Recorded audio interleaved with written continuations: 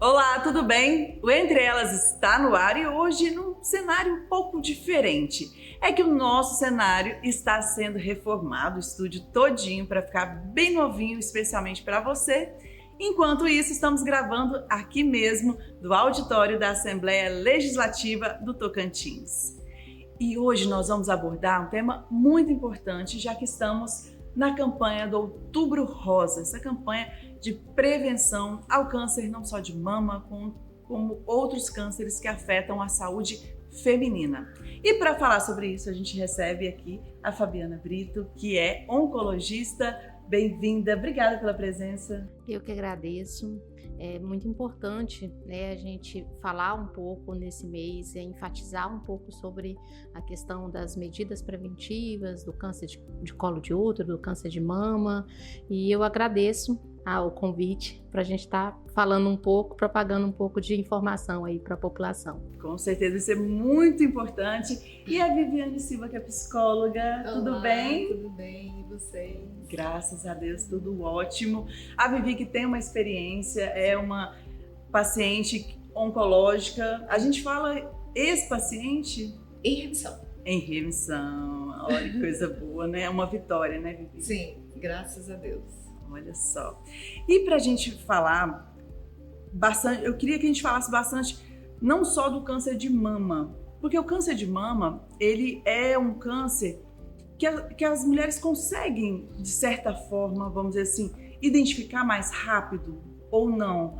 A sua experiência mostra que mesmo as pacientes que chegam lá já com avançados, né, caroços bem grandes, qual que é hoje a realidade? Hoje nós temos ainda o câncer de mama como o primeiro câncer mais incidente, tirando câncer de pele não melanoma, na população em geral. Então isso é muito preocupante ainda, que apesar de ser um câncer que apresenta alguns sintomas que são visíveis e palpáveis, né, diferente de alguns outros cânceres, por exemplo, câncer de colo de útero, que é mais silencioso, mas ainda temos um número muito grande. Então, assim, para esse triênio aí de 2023, 2025, nós temos aí uma previsão aí de 73 mil novos casos por ano. Meu Deus, então, assim, no Brasil e no mundo. Nossa, é muita coisa. É muita coisa. Vivi, a sua experiência foi com o câncer de mama? Foi. E eu descobri, não foi nem no autoexame, né? Mas aproveitando a oportunidade para falar a importância, sim, do autoexame. Porque eu tava arrumando o biquíni e aí senti o caroço. E tinha feito o exame há 6 meses e não tinha aparecido nada, né? E aí, pegando o gancho da doutora sobre o estágio da doença, né? Porque às vezes seria teoricamente mais fácil de a gente identificar, porque é possível Sim. pelo toque. E aí eu vou trazer o meu exemplo. Quando eu senti o toque, eu ainda fiquei naquela assim, será que eu vou? É mesmo? E com todo o conhecimento que eu tenho, né? Porque a gente nunca acredita que é possível, né, Rana? Algum gânglio, né, que inflamou. E aí foi no final de semana, e aí na segunda-feira eu falei, gente, eu preciso marcar o médico. Mas aí veio, será que eu vou? Não é, acho que preguiça, acho que eu vou marcar semana que vem. Mas eu marquei, Mas assim, então, eu que tenho conhecimento, né, que sou uma pessoa da saúde mental, já tive esse impulso de, daqui a pouco eu vou. Agora você imagina todas as pessoas, a população em geral, que não tem conhecimento, né, que não sabe nem o que quer dizer, o que pode querer dizer aquele caroço. Então, isso acontece muito. As pessoas se negam. O primeiro passo é a paciente se negar e achar que aquilo é normal. Não, acho que é uma espinha, né? Eu costumo dar furúnculo, enfim. E a saúde feminina, ela é um mistério, porque a gente dá tanta coisa, meu Deus do céu, ou o bicho pra dar trem, né? Então, assim, nossa, o homem toma um banho, vai ao médico a cada 10 anos, né? E tá tudo bem. Não é assim, meninos, mas a gente finge que tá tudo bem, porque não está. Os homens também dão câncer de mama. Dão sim. É muito mais raro, né? Então, assim, em torno de 1% dos números de casos de câncer. Então, por exemplo, a cada 100 mulheres, um homem pode ser acometido, né? Mas geralmente, quando você tem um caso de câncer de mama masculino na família, você tem que estar investigando causas hereditárias. Então, isso é Pode importante. vir ali de um pai, de uma mãe, Isso. ou até de um avô, por exemplo. Isso. Então, a gente sempre tem que avaliar como é que é esse histórico familiar, né? Então, se você tem parentes de primeiro grau com câncer de mama, próstata, ovário, alguns outros cânceres que estão relacionados a uma síndrome genética. Então, geralmente, quando a gente tem um caso de câncer de mama masculino na família, a gente tem que sempre estar atentando para causas hereditárias. E hoje em dia, assim, é difícil, infelizmente, é difícil achar uma família que não tenha um caso de câncer. Então, assim, é uma doença que está propagando numa velocidade, ela está propagando numa velocidade ou as pessoas estão mais conscientes, estão diagnosticando. As pessoas antes, as mulheres morriam jovens de causas desconhecidas, mas já era ali um câncer, por exemplo? A gente tem muito isso, né? Então, a tecnologia, ela vem para nos ajudar. Então, cada vez mais a gente tem exames mais sensíveis, né? Que pode estar detectando a doença de uma forma mais precoce.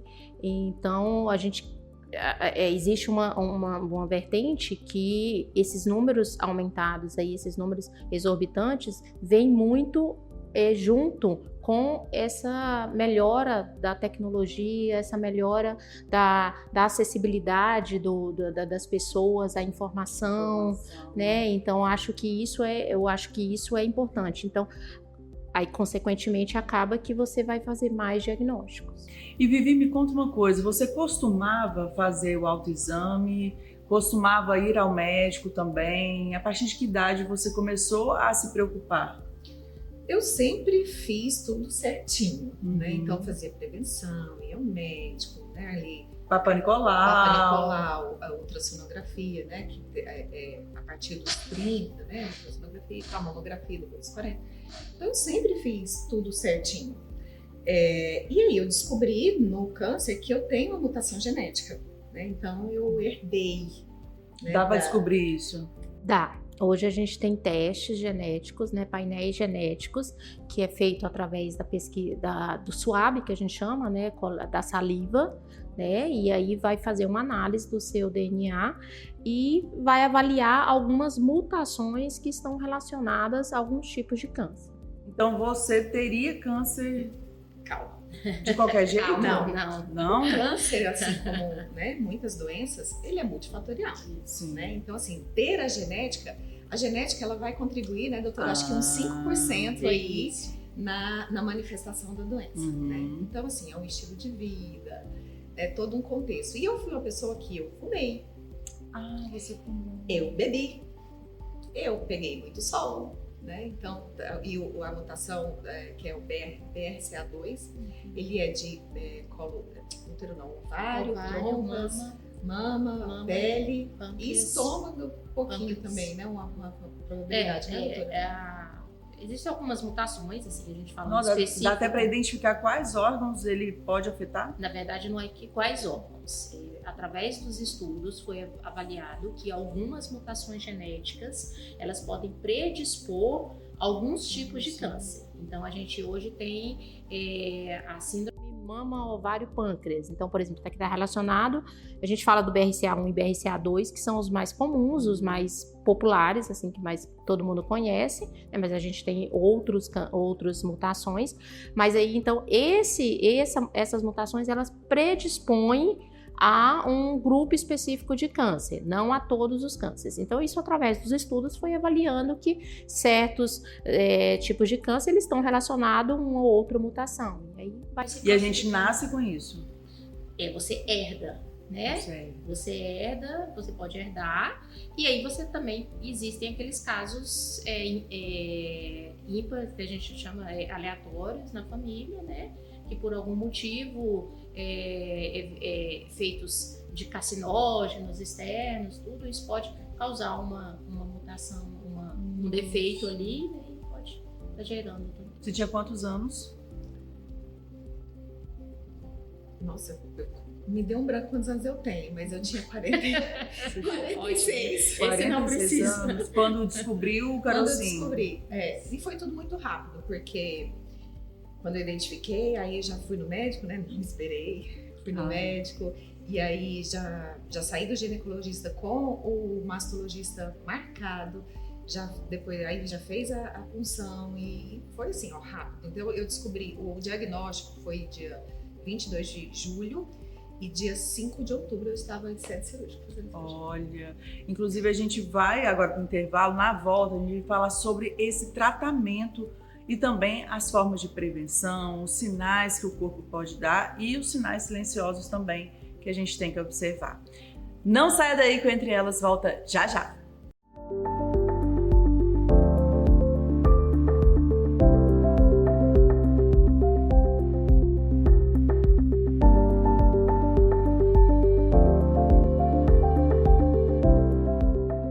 O Entre Elas está de volta hoje falando de uma forma leve e bastante direta sobre a questão da prevenção, não só do câncer de mama, mas também dos outros cânceres que afetam a saúde feminina. A Fabiana está aqui com a gente, ela é oncologista e no último bloco a Vivi estava contando a experiência dela, que encontrou, né, essa mutação depois que teve o diagnóstico. Eu posso, por exemplo, chegar lá no seu consultório e falar, faça um swab, por favor, né? Pelo plano, de preferência pelo plano, que você vai fazer. E fala assim, aproveita e faz a minha filha também, vamos fazer na minha irmã, vou levar a família inteira para fazer o exame. Como é que é? Não é bem assim. Até porque, quando você faz um exame desse, você tem um impacto, né, em toda a família. É quase um diagnóstico de câncer também. Não é bem um diagnóstico, mas eu sou uma bomba, relógio. Tem uma probabilidade maior de ter um câncer. Então, assim, não é bem assim. Eu vou dar um exemplo clássico que eu acho que a maioria das pessoas conhecem, que é o caso da Angelina Jolie. Exatamente, né? Atenção. A Angelina Jolie, a mãe dela teve câncer de mama e a avó dela também teve, se eu não me engano, uma tia também. Ou seja, começamos com uma história familiar muito rica de um câncer que pode ter um fator hereditário envolvido. Então, o que aconteceu? Foi pesquisado a mutação genética em quem tinha o câncer, quem tinha o tumor, no caso a mãe. A mãe tinha a mutação e aí sim, você faz um aconselhamento genético e estende esse exame para os parentes de primeiro grau. Então assim, a filha dela, por exemplo, provavelmente isso a partir de 18 anos? Isso a partir de 18 anos, mas assim, não tem uma idade. Tem uma idade, não é assim, a partir de 18 é regra. Não, aí depende muito da pessoa, porque assim, eu sempre falo que o ideal é você fazer um aconselhamento genético, porque isso impacta muito. Então, assim, tem pessoas que não querem fazer. Não vão conseguir conviver com isso. Não vão conseguir conviver com isso. Então, você tem toda a questão psicológica também. Por exemplo, se você faz uma adolescente de 18 anos que está no auge, né, da vida, e aí, de repente, sabe que tem uma mutação que ela aumenta o risco dela ter um câncer de mama, de ovário. Ela aumenta em quantos por cento? Pode chegar até de 80%. Isso tudo? Nossa. Eu tenho um caso, inclusive, próximo, né, de uma pessoa que tem um histórico rico na família e ela não quer fazer porque ela não quer saber. Porque ela julga que ela não tem condições psicológicas de lidar. Mas mesmo não fazendo, né? Vamos supor, não faço o exame, mas eu tenho uma mãe, a minha irmã, a minha tia, a minha avó, eu estou percebendo esse conjunto, né? Eu posso eu tenho que fazer uma prevenção mais ainda, vamos dizer assim, com um espaço de tempo menor. Sim, não necessariamente um espaço de tempo menor, mas você vai ter que ter um cuidado especial. Entendeu? Então, se você sabe que você tem várias pessoas dentro da sua família que tem um tipo de câncer que pode estar ligado a uma síndrome genética, então provavelmente você vai começar o rastreio mais cedo, entendeu? Do que a população geral, do que a população de risco habitual. E aí você vai ter um cuidado mais específico nesse tipo de prevenção. E quais esses cuidados? Quais são as etapas, vamos dizer assim? Desde a adolescência, a mulher já precisa estar sempre indo? Quantas vezes ao médico? Quais exames? O que tem que fazer? Por exemplo, falando um pouco sobre a questão da mama mesmo. Então, hoje, por exemplo, as sociedades de ginecologia, de mastologia, elas recomendam para pessoas que têm risco habitual. O que é o risco habitual? Eu não tenho ninguém na família, sou uma pessoa comum ali, não tenho nada tão específico. Então, essa pessoa ela vai começar um rastreio com a mamografia a partir dos 40 anos. 40 anos. Entendeu? A mamografia é aquela que aperta. Isso. E eu procuro qual médico? Eu tenho que ir no mastologista? Ou eu posso ir na ginecologista que ela tem? Não, você pode ir na própria... Não é que ela tem. Ela vai indicar, né? Ela vai indicar o exame. Mas a própria ginecologista, durante o exame ginecológico, ela vai fazer a palpação das mamas, ela vai avaliar o seu risco. Então, antes dos 40, por exemplo, você pode estar fazendo outros exames, porque a mamografia ela é mais específica a partir dessa idade. Isso. Aí, por exemplo, se você tem um fator genético na família, você vai começar antes dos 40. Então, aí é por volta dos 35 anos, a depender também da mutação. Faz o quê? Faz ultrassom? Você pode... Hoje a gente tem inúmeros exames, né, com boas sensibilidades. Então, a gente tem ultrassom, Ultrassom, ele é um exame complementar aos outros exames, né? Ele não é um exame tão sensível.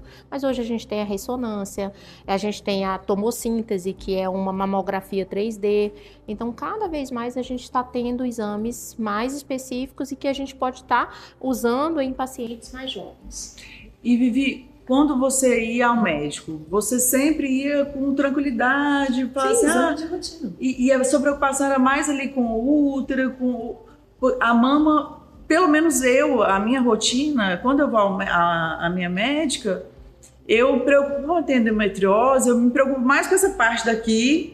Eu falo, nossa senhora, eu tô sentindo isso, tô sentindo muita dor, vamos ver se avançou, vamos ver se avançou e tal. Então a mama, aí ela faz a palpa assim, aí eu fico, tá tudo bem? Tá tudo bem, então não precisa fazer mais nada. A mama é como se fosse assim, não vai acontecer nada. Uma coisinha ali, faz parte do exame, mas não é algo que preocupa. Com você era assim também? Sim. Quando você ia, você falava assim, vamos ver se tem alguma coisa errada lá embaixo, aqui em cima tá tudo bem. Exatamente. Até porque na cabeça, né, de nós que não temos o conhecimento que a doutora tem, é mais difícil, é mais fácil a gente adoecer no aparelho reprodutor, sim, porque é uma coisa que fica interna, né? Tem muitas bactérias ali e tal. Então, a minha preocupação maior era exatamente com o útero, ovário, essas questões. E mama era bem igual você. Tá tudo bem. Então, nunca foi motivo de preocupação. Nunca imaginei, né? Acho que a gente nunca E fazia o autoexame? Eu confesso, eu não faço. Não fazia? Tem que fazer, doutora? Teve uma época, teve uma onda de que não faça autoexame, porque não serve para nada. Você tem que ir ao médico. Na verdade, assim, inclusive a campanha desse ano, ela vem muito a favor disso, do autoconhecimento, né? Da mulher com o corpo. Eu sempre falo, você conhecer o seu corpo é de suma importância. Porque assim, você sabe o que é normal para você, qualquer sinal, sintoma ali que pode estar acontecendo, opa, isso aqui não acontece, não estava aqui. Então, é importante. Mas junto com o autoexame, então assim, fazer o autoexame, se conhecer, se tocar, isso é extremamente importante. Mas junto com isso, a gente sempre frisa a questão dos exames. A questão não impede você. Não. Você fica lá, faz autoexame todo dia, no banho e tal, mas não te impede de ir. Com qual frequência? A cada 6 meses? Depende muito, isso vai variar muito, mas assim, pode pelo menos uma vez ao ano você tem que ir fazer seus exames de forma regular, até porque o que a gente coloca imagina, os exames eles são muito sensíveis para pegar tumores muito iniciais. quando você chega a palpar um nódulo, ele praticamente ele já está ali maior do que 1 centímetro, pelo menos. Se ele é palpável, ele já está mais ou menos. E os exames não. Os exames eles já diagnosticam em valores muito tamanhos. O seu estava pequeno? Não, já estava quase 3 centímetros. 3 centímetros. Tanto é que eu senti facilmente. Sim. Colocando o biquíni. Colocando o biquíni. Eu mais senti. E como eu já tinha prótese antes, estava bem na cicatriz. E aí eu até mostrei com uma amiga. Uma aderência. Ela, deve ser uma gordurinha que acumulou ali, porque tá bem na cicatriz. Eu falei, pode ser. Né? Mas falei, mas eu preciso ir. Pode ser, mas pode também não ser. Exatamente. Não era. Não, a gente vai continuar conversando sobre isso, que é um assunto muito interessante. Vamos falar também no próximo bloco sobre o câncer de colo de útero e a prevenção desde a adolescência. A gente volta já já com Entre Elas.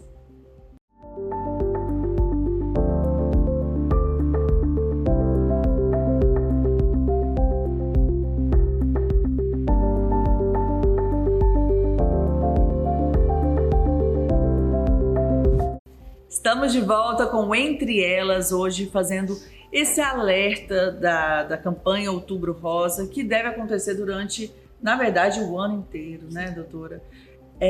A gente está falando muito sobre o câncer de mama e a gente também precisa alertar sobre um câncer muito silencioso, que é o de colo de útero. Qual que é a relação dele com o HPV? 70%, 80% dos casos de câncer de colo de útero estão relacionados aos subtipos oncogênicos que a gente chama do HPV, principalmente o 16 e o 18. Então, quem tem HPV, vamos dizer assim, tem mais chances de ter câncer de colo de útero? Na verdade, é o seguinte, existe a chance aumentada, mas assim, 80% das mulheres sexualmente ativas, elas vão ter contato com HPV ao longo da vida. Né? Só que isso, o próprio organismo, o próprio sistema imune vai eliminar esse vírus, graças a Deus, né? E aí, só aquelas que persistem com a infecção, persistem com aquela, né, com a presença do vírus, é que podem desenvolver o câncer de colo de útero. E a prevenção? É a vacinação das adolescentes, dos adolescentes também? Por que menino tem que vacinar? Porque a principal forma de transmissão é sexual.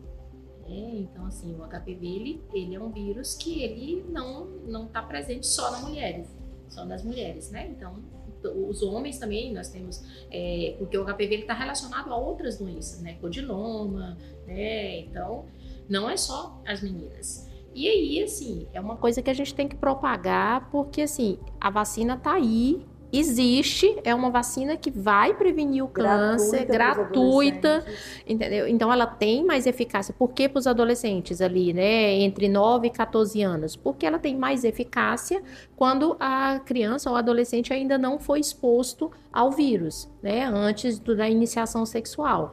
Então, isso é uma coisa que tem que ser propagada e muitas vezes por tabus entre as famílias, por medo. Tô estimulando meu filho a iniciar a vida sexual, meu Deus isso é um... A vacina é no braço, gente. São 2 doses, né, doutora? São 2 doses. E ela pega os principais vírus, né, o 16, o 18, o 11 e o 14, eu acho. E então, assim, ela é eficaz, ela é segura, ela é de graça e ela vai prevenir o câncer.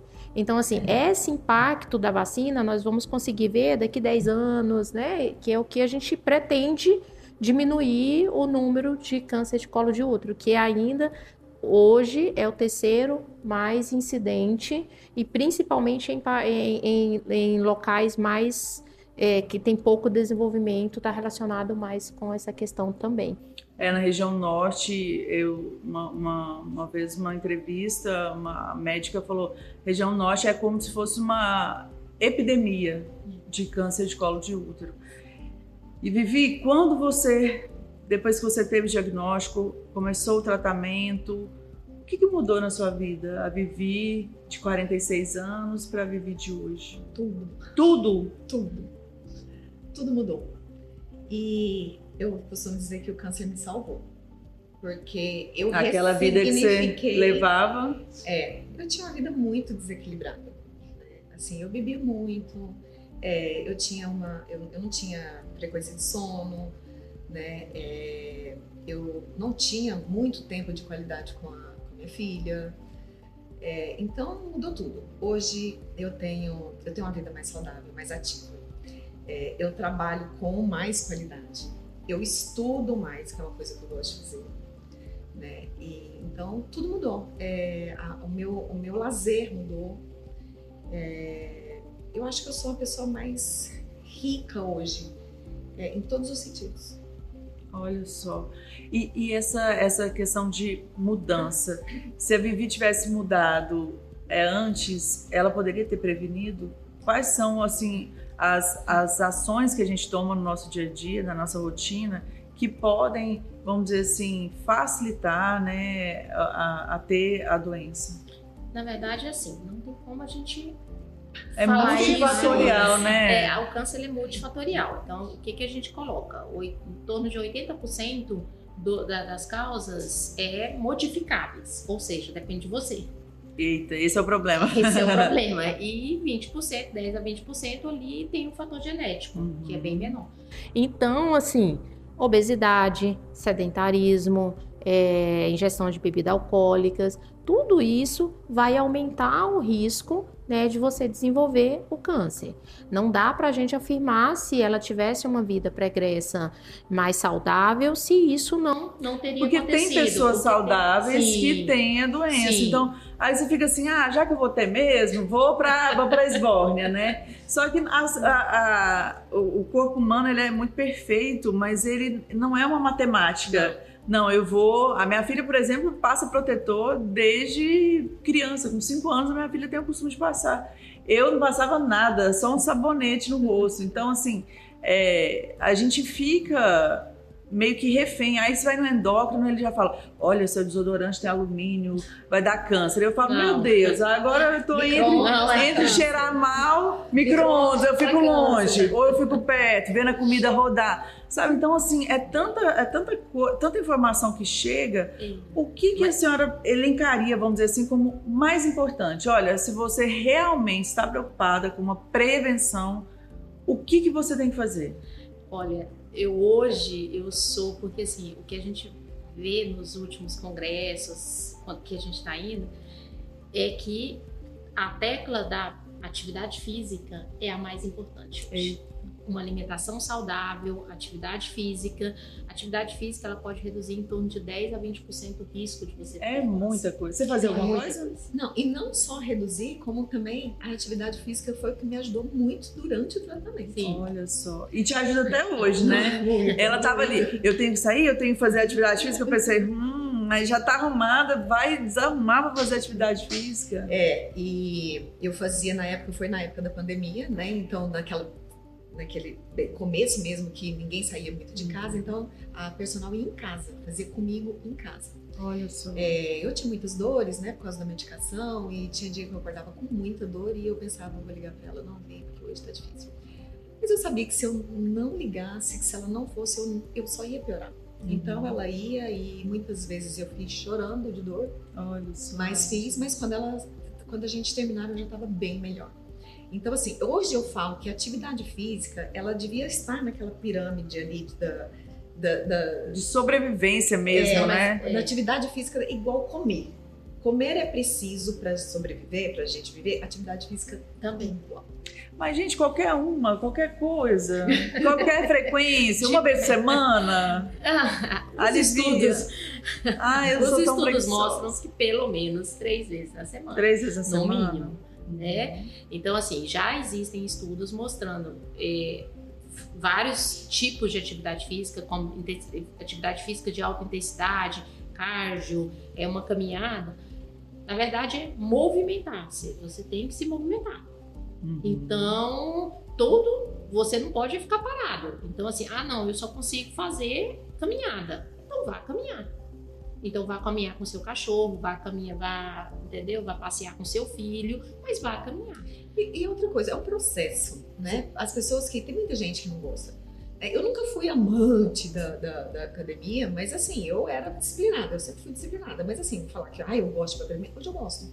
Então assim, você pode desenvolver, inclusive, essa não resistência à atividade física. Então assim, mas 30 minutos de caminhada vai adiantar o que na minha vida? Vai adiantar porque você vai começar. E tem que começar por algum lugar, né? Então que seja pela academia, pela caminhada, 30 minutos, 20 minutos, o tempo que for. Mas é preciso, porque se você não começar, de algum jeito, isso nunca vai virar hábito. Com certeza. Né? E vai ficando mais difícil. Quanto mais a gente envelhece, eu percebo que essa resistência vai aumentando muito. Falando nisso, ainda ficou uma dúvida do outro bloco, que a Vivi falou que ela tinha prótese de silicone? Sim. Silicone, né? De fato, dificulta, vamos dizer assim, o diagnóstico do câncer? Sim, né? A prótese, até para a questão do autoexame, ela pode gerar muitas dúvidas. Porque depois que você coloca a prótese, você pode ter um pouco de fibrose, né? Pode uma ficar cicatriz, né? Mais endurecida. Então, você sempre vai gerar aquela dúvida. Mas os exames hoje, eles são bem sensíveis. Então, assim, fazer a mamografia... eu não tenho como, eu tenho prótese e não posso fazer mamografia. Vai estourar. Não é isso, né? Existe a manobra que eles fazem durante a técnica que eles usam durante o exame, que vai... dá para fazer o exame tranquilo. E se por algum motivo não conseguir fazer mamografia, tem ressonância, tem outros exames também. Que não tem desculpa para não fazer. Não. Por exemplo, eu tenho prótese, então eu tô tranquilo porque a prótese tá lá e não vai dar problema nenhum. Não tem que fazer, né? E Vivi, a gente está encerrando esse programa e eu gosto sempre de falar nesse assunto porque... você é um exemplo real de como é possível. A gente não está romantizando o câncer, né? A gente, de forma alguma, pelo contrário, a gente está querendo que você de casa, e assim como eu também, o universo vai dando sinais. Então, assim, essa campanha do Outubro Rosa, ela se tornou ainda mais importante para você. Você faz questão de compartilhar a sua história, porque através da sua história, por exemplo, alguém lá em casa hoje, antes de pôr o sutiã, vai sentir, vai se apalpar, vai se perceber mais. Você acha que uma das suas missões de vida é, inclusive, essa? Sim, eu acho que sim, porque a gente nunca acredita que vai acontecer, né? Eu tinha alguns excessos, né, de hábitos, mas eu também tinha outras coisas, né, que não me levariam a acreditar que eu teria câncer, porque eu sempre fui uma pessoa de muita atividade física. Desculpa. Então, eu acho que uma vez eu fui num programa e a pessoa falou assim: nossa, mas você falando até parece ser leve. E como você diz aí, né, não é romantizando, não é leve. Eu acho que a pessoa, quando ela tem um diagnóstico, abre um buraco no chão. Sim. Né, porque eu acho que ali a pessoa repensa toda a vida dela. Não só o que passou, como o que vai vir. Sim. E o que mais adoece a gente é pensar sobre o que vai vir e a gente não saber como a gente vai lidar com isso. Né? E aí que surgem os transtornos de ansiedade, de depressão. Porque você está diante de um problema que, teoricamente, você não tem o que fazer, né? Isso é muito apavorante. Sim. Mas o fato da gente ser paciente não nos coloca numa posição passiva. Pelo contrário, a gente é sujeito ativo no câncer o tempo todo. Todos os médicos eram unânimes em falar que eu estava reagindo tão bem ao tratamento, no sentido de não passar mal demais, de não ficar, né? Claro, não é legal, mas porque eu tinha disciplina, eu fazia o que precisava ser feito. E eu tinha um acompanhamento psicológico que me lembrava dessas questões o tempo todo, porque é muito fácil você só ficar no problema. Sim. E aí você não tem esperança ou não vislumbra possibilidades de que aquilo ali é uma fase e você pode sair de lá. Então, o recado que eu quero deixar é que não é fácil.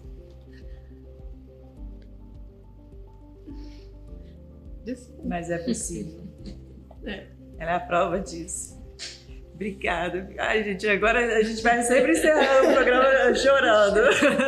Mas, assim, é um choro de felicidade, de gratidão, né? De ter essa oportunidade, porque através da sua vida, você está transformando a vida de muitas pessoas.